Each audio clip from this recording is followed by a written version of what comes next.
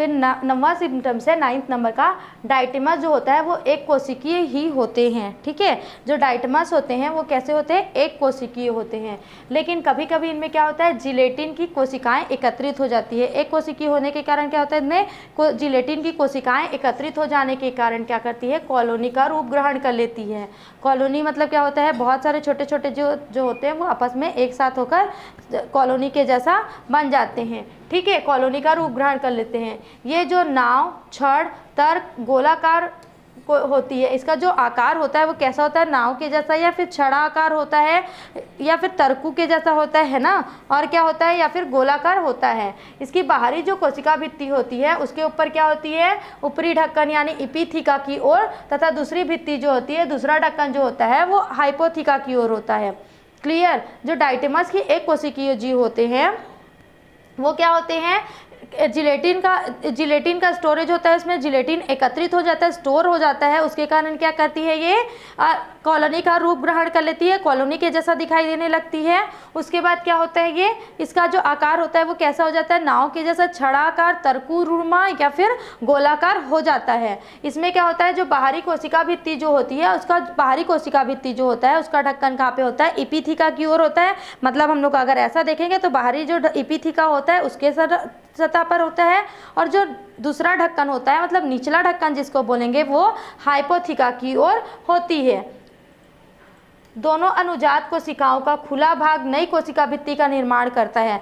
जो दो नए डॉटर सेल्स का निर्माण होता है, जो दो डॉटर सेल्स का फॉर्मेशन होता है, उनमें क्या होता है, जो नई कोशिका भित्ति का निर्माण कहाँ से होता है, जो खुला वाला भाग होता है, मतलब ढक्कन से वो निकला तो जो खुला वाला भाग होगा उससे उनकी नई कोशिका भित्ति का निर्माण होता है। एवं पुरानी भित्तियों के अंदर क्या होता है, अच्छी तरह से व्यवस्थित हो जाते हैं। और जो पुरानी क्या होता है, पुरानी जो भित्तियाँ होती है वो अंदर में अच्छी तरह से व्यवस्थित हो जाते हैं। इस प्रकार दोनों अनुजात कोशिकाओं की नई कोशिका भित्ति हाइपोथिका बनाती है। जो डॉटर सेल्स होती हैं उनमें क्या होती है, जो नई भित्तियाँ होती है वो क्या करती हैं, देखो जो ऐसे जब वो नई कोशिका निकलता है, नई सेल्स निकलते हैं, वो क्या होता है, उसका जो खुला भाग होता है, मतलब वो ऐसा जीव निकला, ठीक है, तो उसका खुला भाग कौन सा होगा, ऊपर का भाग होगा, जो क्या बनाएगा, नई कोशिका भित्ति बनाएगा।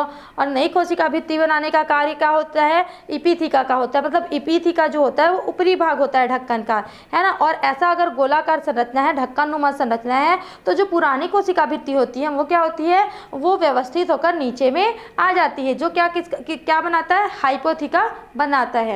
अब दोनों कोशिकाएं एक दूसरे से अलग होकर स्वतंत्र डाइटमस के रूप में कार्य करने लगते हैं। अब ये जो दोनों अनुजात कोशिकाएं होती हैं, दोनों जो डॉटर सेल्स होते हैं, वो स्वतंत्र हो जाते हैं बॉडी से, और क्या करते हैं, उस बॉडी से स्वतंत्र हो जाते हैं और एक दूसरे से अलग होकर क्या बनाते हैं, स्वतंत्र डाइटमस का रूप ग्रहण कर लेते हैं। ठीक है, इस तरह बनने वाली जो दोनों कोशिकाएं होती है उनमें एक जनक कोशिका होती है, एक पेरेंट सेल होता है। दो कोशिकाओं में एक पेरेंट सेल होगा और दूसरा जो होता है आकार में छोटा होता है, क्योंकि जनक कोशिका का हाइपोथिका बनने वाली एक जो अनुजात कोशिका होती है अब क्या हो जाती है, इपिथिका बन जाती है। यानी केवल एक ही डाइटमस जनक आमाप का बना रहता है, बाकी के सभी नए डाइटमस जो होते हैं वो अपेक्षाकृत छोटे होते हैं। मतलब जो जीव फॉर्मेट होते हैं, जो नए जीव जन्म लेते हैं, जो नए जीवों में जन्म होता है, फॉर्मेशन होता है, वो क्या होते हैं, उनमें से जो एक जो डाइटमस होता है वो जनक के आमाप का होता है, जनक के जैसा होता है, मतलब जो अपना पेरेंट सेल है उसी के जैसा होता है। और बाकी जो डाइटमस होते हैं वो कैसे होते हैं, आकार में छोटे हो जाते हैं, बहुभुजाकार या अंडाकार होते हैं। इनका जो शेप होता है वो कैसा होता है, बहुभुजाकार होता है या फिर अंडाकार हो सकता है। इसकी जो बाहरी भित्ति होती है उसको क्या बोलते हैं, सेल बोलते हैं। इसका जो बाहर वाला संरचना होता है उसको क्या बोलते हैं, सेल बोलते हैं। फ्रस्टूल भी कहा जाता है इसको, सेल को क्या बोला जाता है, फ्रस्टूल भी कहा जा सकता है। डाइटमस की मृत्यु के पश्चात इनकी जो सिलिका युक्त भित्ति होती है, डाइटमस जब मर जाता है, मतलब उसका नाश हो जाता है, नष्ट हो जाता है, तब इसका जो सिलिका युक्त जो भित्ति होता है, जो सिलिका से बना जो आवरण होता है, बाहरी भित्ति होता है, वो क्या करता है, समुद्र की तली में जमा हो जाता है। ये डाइटमस जो होते हैं वो समुद्र में पाए जाते हैं और इनके मृत्यु के पश्चात, इस जीव के मृत्यु के पश्चात क्या होता है, जो सिलिका होता है वो समुद्र की तली में जमा हो जाता है और मोटे तथा कड़े स्तर का निर्माण करता है, जिसको क्या बोलते हैं, डाइटमी मृतिका बोलते हैं, डाइटेमस अर्थ कहते हैं। जब जमा हो जाता है उस जमे सिलिका को क्या बोलते हैं, डाइटमी मृतिका, डाइटमी मृतिका या डाइटेमस अर्थ बोलते हैं। डाइटेमस का जो जीव होता है उसमें प्रजनन किस प्रकार का पाया जाता है, रिप्रोडक्शन किस प्रकार का होता है, तो डाइटेमस में अलैंगिक तथा लैंगिक प्रजनन होता है। इसमें डाइटेमस में दोनों प्रकार के प्रजनन पाए जाते हैं, अलैंगिक प्रजनन और लैंगिक प्रजनन। जिसको अलैंगिक प्रजनन क्या होता है, इसमें कोशिका विभाजन के द्वारा होता है। अलैंगिक प्रजनन कैसे होता है, इसमें कोशिका विभाजन के द्वारा होता है। अनुकूल परिस्थितियों में डाइटम कोशिका का जो जीव द्रव्य होता है, अनुकूल जब परिस्थितियां आती है तो उनका जो जीव द्रव्य होता है वो क्या करता है, आयतन में बढ़ने लगता है, मतलब अपना गाढ़ा होकर बढ़ने लगता है और क्या होता है, एवं बक्से तथा ढक्कन की तरह बाहरी कोशिका भित्ति को जोड़ को कमजोर होने लगता है। ठीक है, जो क्या करता है, जो जीव द्रव्य होता है वो क्या होता है, गाढ़ा होता है और क्या करता है, बक्से तथा ढक्कन की तरह हो जाता है और क्या होता है, बाहरी कोशिका भित्ति जो होता है उसका जो जोड़ होता है उसको कमजोर करने लगता है। केंद्रक जो होता है वो माइटोसिस द्वारा विभाजित होकर दो केंद्रकों में बढ़ जाती है।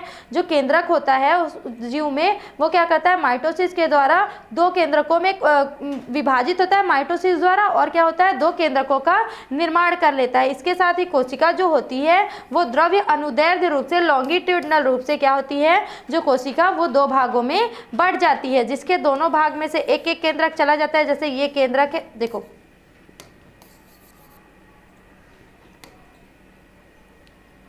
एक कोशिका है, ठीक है, इसमें एक केंद्रक है और उसके बाद ये बोल रहा है कि इसका जो जीव द्रव्य होता है जब अनुकूल परिस्थितियां आती हैं तो क्या होता है, जो जीव द्रव्य होता है वो गाढ़ा होने लगता है। ठीक, और एक बक्से तथा ढक्कन की तरह जो बाहरी परत होता है उसका जोड़ को कमजोर करने लगता है, मतलब एकदम टाइट होते जाएगा, इसमें फैलाव होता जाएगा तो ये जो कोशिका भित्ति होता है वो क्या होता है, कमजोर होने लगता है। फिर धीरे धीरे क्या होता है, जब केंद्रक में क्या होता है, माइटोसिस विभाजन होने लगता है। ठीक है, माइटोसिस डिवीजन होने लगता है। तो धीरे धीरे ये क्या होता है, ये दो कोशिकाओं में, दो केंद्रकों में बढ़ जाता है। ये हो गया, फिर क्या होगा, ये दो केंद्रकों में बढ़ गया, फिर देन क्या होगा, फिर लॉन्गिट्यूडनल डिवीजन होना, मतलब लॉन्गिट्यूडनल रूप में क्या होता है, इसमें जो कोशिका द्रव्य होता है वो लॉन्गिट्यूडनल भाग में क्या होता है, डिवाइड होने लगता है, विभक्त होने लगता है और दो भागों में बढ़ जाता है। फिर जिससे क्या होता है कि दोनों साइड में क्या होता है, एक एक केंद्रक चला जाता है। इस अवस्था को क्या बोलते हैं, अनुजात जीवद्रव्य डॉटर सेल बोलते हैं। ठीक है, फिर दूसरा है, इससे क्या हो गया, दो नए स्वतंत्र जीवों का निर्माण हो जाता है। इससे क्या होगा, दो नए स्वतंत्र जीवों का निर्माण हो गया।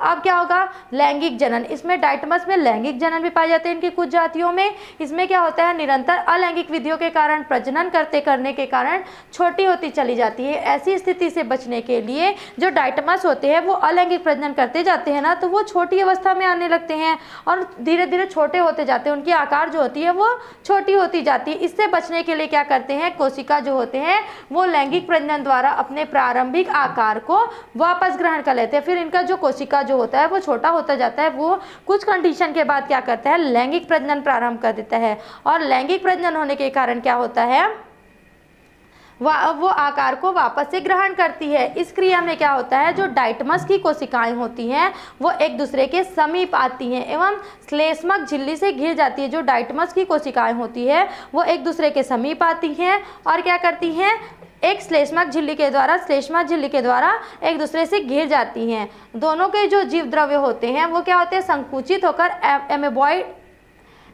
एमीबॉइड युग्मक बनाते हैं। दोनों के जो जीव द्रव्य होते हैं वो क्या हो जाते हैं, संकुचित होना प्रारंभ होते हैं और एमीबॉइड क्या कर लेते हैं, युग्मक बनाते हैं। युग्मकों के संलयन से क्या होता है, संलग्न से जाइगोट का निर्माण होता है और जो युग्मज का निर्माण होता है, मतलब जाइगोट का निर्माण होता है, वो विकसित होकर 5 ऑक्सोफोर बनाता है, 5 ऑक्सोफोर बनाता है, जो अंकुरित होकर क्या करते हैं, डाइटमन की कोशिकाओं में परिणित हो जाते हैं, ऑक्सोफोर का निर्माण करता है। और वो ऑक्सोफोर क्या होता है, धीरे धीरे वृद्धि और विकास करता है और वृद्धि और विकास के फलस्वरूप क्या कर लेता है, नए स्वतंत्र जीवों में परिणित हो जाता है, चेंज हो जाता है। ये जो नई कोशिकाएं होती हैं वो आकार में मूल कोशिकाओं के समान होती हैं, बराबर ही होती हैं। और जो लैंगिक जनन की क्रिया में जब युग्मक का निर्माण होता है, जब लैंगिक जनन की क्रिया होती है तो जब युग्मक का गैमेट का निर्माण होता है तो अर्धसूत्रीय विभाजन द्वारा क्या होता है, अर्धसूत्रीय विभाजन के द्वारा क्या होगा, गुणसूत्रों की संख्या जो होती है वो आधी हो जाती है। फिर जो जाइगोट के बनने के समय क्या होता है, फिर से जब गैमेट बनता है तो वो अर्धसूत्रीय विभाजन के स्वरूप गुणसूत्र जो होते हैं वो आधी हो जाती है ना। और आधी होने के बाद पश्चात क्या होती है, ये जब जाइगोट का फॉर्मेशन होता है तो ये दोनों जब जुड़ जाते हैं, संलयन हो जाते हैं, तो ये क्या हो जाती है, द्विगुणित हो जाती है और वास्तविक संख्या को ये जो गुणसूत्र होते हैं वो प्राप्त कर लेते हैं। ऑक्सोस्पोर से बनने से जो डाइटम होते हैं, पुराने वाले जो डाइटमस होते हैं वो आमाप को फिर से प्राप्त कर लेते हैं, क्योंकि इनसे जो बने ऑक्सोफोर होते हैं वो क्या होते हैं, डाइटम में नया आवरण उत्पन्न होता है। क्योंकि युग्मज की जो झिल्ली होती है, गैमेट्स की जो झिल्ली होती है, युग्मनज की जो झिल्ली होती है, मतलब जो जाइगोट की झिल्ली होती है, उसके बनने के कुछ समय के बाद वह फट जाती है और नए जगह नया स्रावित पेरिजोनियम नामक आवरण बन जाता है। फिर नया सिक्रेशन क्या बनता है, पेरिजोनियम आवरण का निर्माण हो जाता है।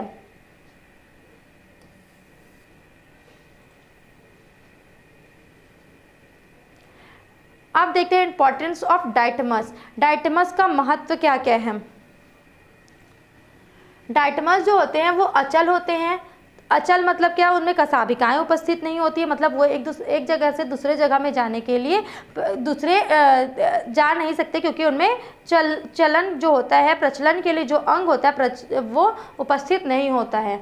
जलीय किनारों पर पादप पल्लवक के रूप में तैरते रहते हैं। जो जलीय किनारा होता है, समुद्र के किनारे होते हैं, उनमें क्या होते हैं, पादप पल्लवक जैसे शैवालों के रूप में तैरते रहते हैं। ये क्या, इन्हें जलीय जंतु अपने भोजन के रूप में उपयोग करते हैं। जो जल में पाए जाने वाले जंतु होते हैं, जो उनमें उपस्थित जीव जंतु होते हैं, वो क्या करते हैं, इसको अपने भोजन के लिए, अपने पोषण के लिए इसका उपयोग करते हैं। किसका, डाइटमस का। दूसरा है डाइटमी मृतिका, मतलब जो सिलिका होता है, जब डाइटमस का मृत्यु हो जाता है, उसके बाद डेथ हो जाता है, उसके पश्चात जो सिलिका होती है वो समुद्र के सतह पर जाकर एकत्रित हो जाती है।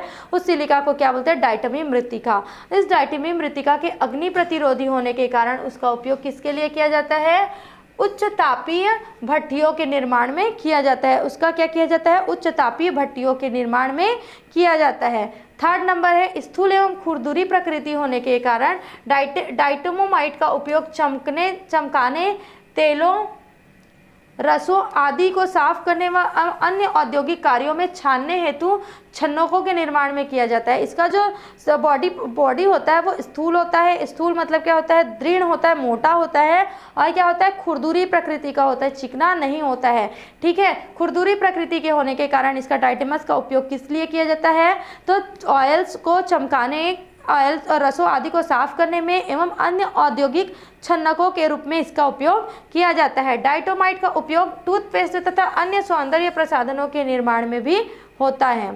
प्रभाग 3, युग्लिना की तरह जो जीव होते हैं, युग्लिना के जैसे जो जीव होते हैं उनको किस में रखा गया है, प्रभाग 3 में रखा गया है। ठीक है, युग्लिना जो होते हैं वे विशिष्ट प्रकार के लक्षणों से परिपूर्ण होते हैं और क्या होते हैं, रोचक वंश के होते हैं। अब जो युग्लिना जैसे जो जीव होते हैं वह विशिष्ट प्रकार के लक्षणों के समानता प्रदर्शित करते हैं। इसकी बहुत सी प्रजातियां, स्पेसीज जो होती हैं वो पौधों की तरह होती है। मतलब इस प्रकार के जो जीव होते हैं उसकी बहुत सारी जो प्रजातियां होती है वो किसके जैसे होती है, पौधों के जैसे होती है, पादप के जैसे, तथा कुछ जो होती हैं वो जंतुओं के तरह जीवन यापन करती है। कुछ जो जातियाँ होती है वो कैसे जीवन यापन करती है, पादप के जैसे, और कुछ जो जंतुओं के जैसे जीवन यापन करती है।